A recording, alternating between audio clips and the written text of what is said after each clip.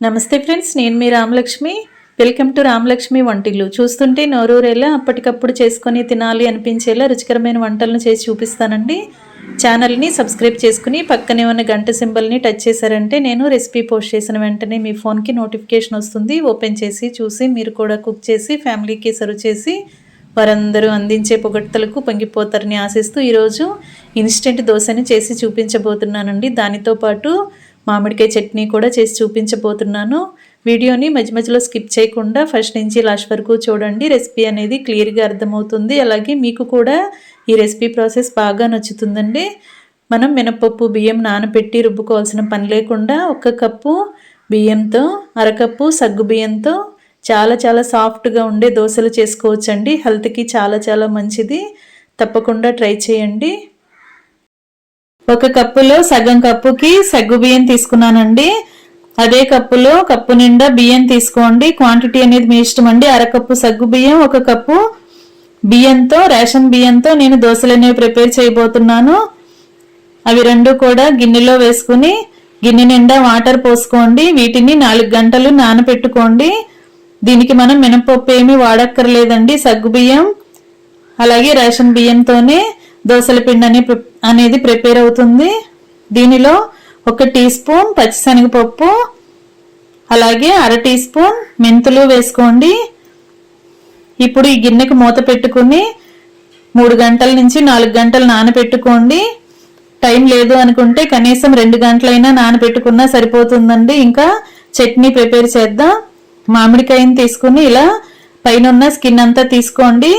మామిడికాయలు ఎన్ని తీసుకుంటే దానికి ఆటుకి తగ్గట్టుగా మీరు ఎండుమిర్చి తీసుకోండి. ఇప్పుడు మామిడికాయకి పైన స్కిన్ తీసేసాం కదా, వీటిని చిన్న చిన్న ముక్కలుగా చేసుకొని మిక్సీ జార్లో వేసుకోండి. ఫ్రెండ్స్, నేను ఎండుమిర్చితో చేస్తున్నాను కదా, మీరు పచ్చిమిర్చితో కూడా ఈ మామిడికాయ చట్నీ అనేది చేసుకోవచ్చండి. దోశలకి ఇడ్లీకి ఎక్కువగా మనం పల్లీ చట్నీ, కొబ్బరి చట్నీ, పుట్నాల చట్నీ చేస్తూ ఉంటాం కదా. ఇప్పుడు మామిడికాయ చట్నీ చేయండి. టేస్ట్ డిఫరెంట్గా ఉంటుంది. ఇది రైస్కే కాకుండా చట్నీకే కాకుండా రైస్కి చాలా చాలా బాగుంటుందండి. ముక్కలు మొత్తం కట్ చేసుకుని మిక్సీ జార్లో వేసుకున్నాం కదా. స్టవ్ ఆన్ చేసుకుని కళాయి పెట్టుకుని 1 టేబుల్ స్పూన్ ఆయిల్ వేసుకుని ఎండుమిర్చిని బాగా ఫ్రై చేసుకుని ఫ్రై అయిన తర్వాత అవన్నీ మిక్సీ జార్లోకి తీసి పెట్టుకోండి. ఇప్పుడు అదే కళాయిలో అదే ఆయిల్లో 1/2 టీ స్పూన్ మెంతులు, 2-3 వెల్లుల్లి రెబ్బలు వేసుకోండి. 1/2 టీ స్పూన్ జీలకర్ర కూడా వేసుకోండి. వీటిని కూడా దోరగా ఫ్రై చేసుకోండి. స్టవ్ ఆఫ్ చేసుకుని ఫ్రై చేయండి. ఎందుకంటే ఆ కళాయిలో ఉన్న ఆయిల్ హీట్కి ఇవి ఈజీగా ఫ్రై అయిపోతాయండి. అవన్నీ ఫ్రై అయిన తర్వాత అదే కళాయిలో 1 టేబుల్ స్పూన్ ఆయిల్ వేసుకుని చట్నీకి పోపు రెడీ చేసుకుందాం. ఆయిల్ కాగిన తర్వాత పచ్చిశనగపప్పు, ఆవాలు, జీలకర్ర వేసుకోండి. 1/2 టీ స్పూన్ మెంతులు వేసుకోండి. చిటికెడు మెంతులు వేసుకోండి, సరిపోతాయి. ఇప్పుడు 1/2 టీ స్పూన్ ఇంగువ కూడా వేసుకోండి. కడిగి పెట్టుకున్న కరివేపాకులు కూడా కొన్ని వేసుకోండి. ఇవన్నీ బాగా ఫ్రై చేసుకోండి. ఇలా ఫ్రై అవుతున్నప్పుడు స్టవ్ ఆఫ్ చేసేసుకుని పోపు రెడీ చేసి పక్కన పెట్టుకోండి. ఇప్పుడు మిక్సీ జార్లో వేసుకున్న ఎండుమిర్చి అలాగే వెల్లుల్లి రెబ్బలు, జీలకర్ర, మెంతులు, మామిడికాయ ముక్కలు ఉన్నాయి కదా, దీనిలోకి సరిపడా సాల్ట్ వేసుకోండి. దీన్ని మూత పెట్టుకుని గ్రైండ్ చేసుకుందాం.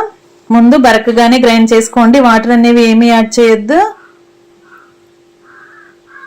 ఇలా నలిగిన తర్వాత ఒకసారి చూపిస్తున్నానండి. ఇలా బరకగా గ్రైండ్ అయింది కదా. ఈ చట్నీ అనేది మీరు రైస్లోకి ప్రిపేర్ చేయబోతే ఇలా బరకగానే కచ్చాపచ్చేగానే గ్రైండ్ చేసుకుని దీనికి పోపు వేసుకుంటే అన్నంలోకి చాలా టేస్టీగా ఉంటుందండి ఈ చట్నీ అనేది. కానీ మనం దోశలకు ప్రిపేర్ చేయబోతున్నాం కదా, దీనిలో కొంచెంగా వాటర్ పోసుకుని ఇంకొంచెం మెత్తగా గ్రైండ్ చేద్దాం.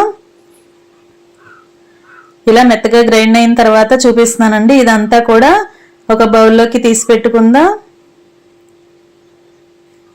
ఈ చట్నీ అంతా గిన్నెలో వేసుకున్నాం కదా. ఇప్పుడు ముందుగానే మనం రెడీ చేసి పెట్టుకున్న పోపు దినుసుల్ని వేసేసుకోండి.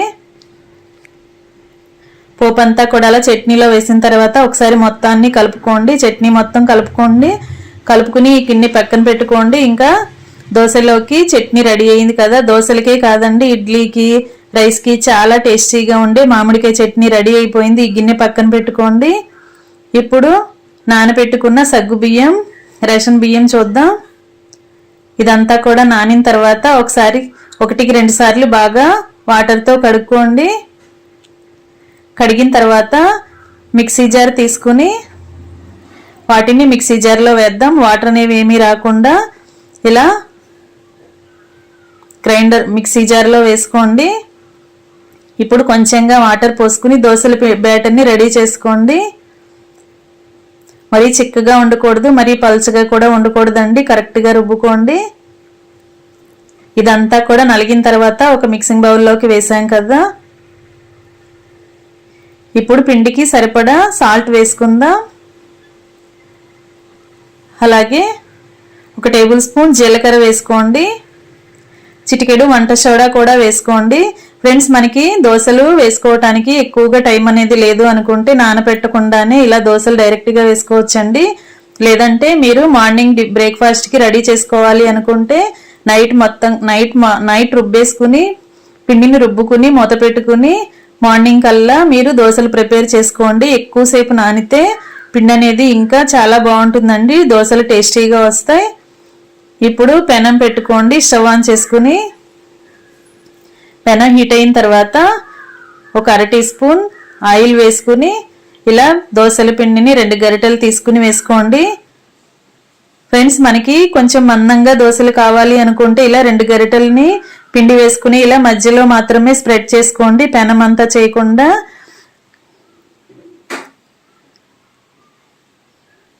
ఇలా కాలిన తర్వాత వెనుక వైపు కూడా టర్న్ చేసుకుని 2 వైపులా కూడా దోశను కాల్చుకోండి. ఫ్రెండ్స్, ఇలా కొంచెం మందంగా కావాలి అనుకుంటే పెద్దవారి కోసం ఇలా చేసుకోండి. చిన్నపిల్లలకు చేయబోతున్నాం అనుకుంటే వారికి ఆనియన్ దోశ పెడుతూ ఉంటాం కదా, అప్పుడు మనం పెనంకి ఆయిల్ వేయకుండా డైరెక్ట్గా పిండిని ఇలా పెనం నిండా స్ప్రెడ్ చేసి దానిపైన కట్ చేసి పెట్టుకున్న ఆనియన్స్, పచ్చిమిర్చి తురుము వేసుకోండి. ఇలా దోశ మొత్తానికి కూడా ఆనియన్స్, పచ్చిమిర్చి స్ప్రెడ్ చేసుకోండి. ఇప్పుడు అట్ల గరిటెతో ఆనియన్స్ని, పచ్చిమిర్చిని దోశ వైపుకి నొక్కుకోండి. ఇప్పుడు ఇవి పిండికి అంటుకుంటే చక్కగా మగ్గుతాయండి ఆనియన్స్ కూడా. ఇప్పుడు దీనిపైన ఆయిల్ వేయండి.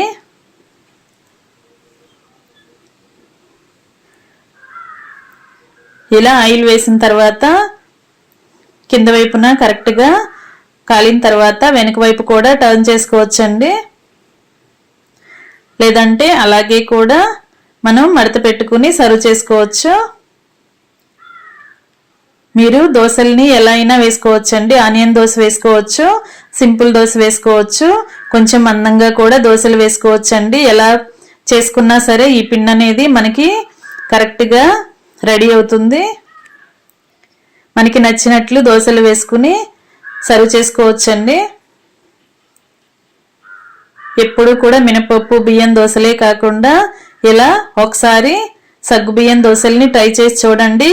వేసవికాలం చిన్నపిల్లల నుంచి పెద్దవారి వరకు కూడా బాడీ హీట్ అయ్యి ఎక్కువగా వేడిగా ఉంటుంది కదా, అలాంటి వారు ఇలా అప్పుడప్పుడు వారానికి ఒకసారైనా ఈ దోశల్ని ప్రిపేర్ చేసుకుని ఫ్యామిలీకి సర్వ్ చేసి చూడండి. చాలా టేస్టీగా ఉండటమే కాకుండా బాడీకి చలువ చేస్తాయి. ఇలా మనం రుబ్బు పెట్టుకున్న పిండి అంతా కూడా ఇలా దోశల్ని వేసుకోండి. ఆనియన్ దోశ కానీ సింపుల్ దోశ కానీ వేసుకుని రెడీ చేసుకోండి.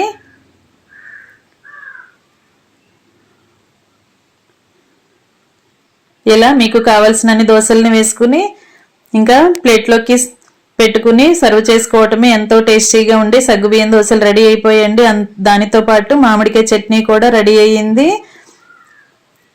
ఇంకా సర్వింగ్ ప్లేట్లోకి తీసుకుని ఫ్యామిలీకి సర్వ్ చేసుకోవటమే. టేస్టీ సగ్గుబియ్యం దోశలు రెడీ అయిపోయాయి. చాలా దూదిలాగా చాలా మెత్తగా టేస్టీగా ఉంటాయండి, కమ్మగా అనిపిస్తాయి. మీరు ఖచ్చితంగా ట్రై చేసి చూడండి. వీడియో నచ్చినట్లయితే లైక్ చేయండి. మీ ఫ్రెండ్స్కి, ఫ్యామిలీ మెంబర్స్కి రెసిపీ షేర్ చేయండి. అలాగే నా ఛానల్ని సబ్స్క్రైబ్ చేసుకోకపోతే ఇప్పుడే సబ్స్క్రైబ్ చేసుకుని పక్కనే ఉన్న బెల్ బటన్ని కూడా క్లిక్ చేయండి. నేను పెట్టబోయే రెసిపీస్ అన్ని మీ ఫోన్కు నోటిఫికేషన్కి వస్తాయి. ఓపెన్ చేసి చూడండి. రెసిపీస్ మీకు నచ్చినట్లయితే కుక్ చేసి ఫ్యామిలీకి సర్వ్ చేయండి. ఎక్కువగా మనం పల్లీ చట్నీ, కొబ్బరి చట్నీని సర్వ్ చేస్తూ ఉంటాం కదా బ్రేక్ఫాస్ట్లోకి. ఒకసారి ఇలా మామిడికాయ చట్నీని ట్రై చేసి చూడండి. టేస్ట్ చాలా చాలా బాగుంటాయండి. మీకు మామిడికాయ చట్నీ వద్దు అనుకుంటే పల్లీ చట్నీ, కొబ్బరి చట్నీతోనే సర్వ్ చేసుకోండి. ఈ చట్నీ రైస్కి కూడా చాలా బాగుంటుందండి. తప్పకుండా ట్రై చేసి చూడండి. ఈ 2 రెసిపీస్ని ఖచ్చితంగా ట్రై చేసి మీకు ఎలా వచ్చాయో కూడా నాకు కామెంట్ సెక్షన్లో తెలియచేయండి. చిన్నపిల్లలకి, పెద్ద వయసు వారికి కూడా చాలా అవసరమైన రెసిపీ అండి. తప్పకుండా ట్రై చేయండి. Thanks for watching. నేను మీ రామలక్ష్మి.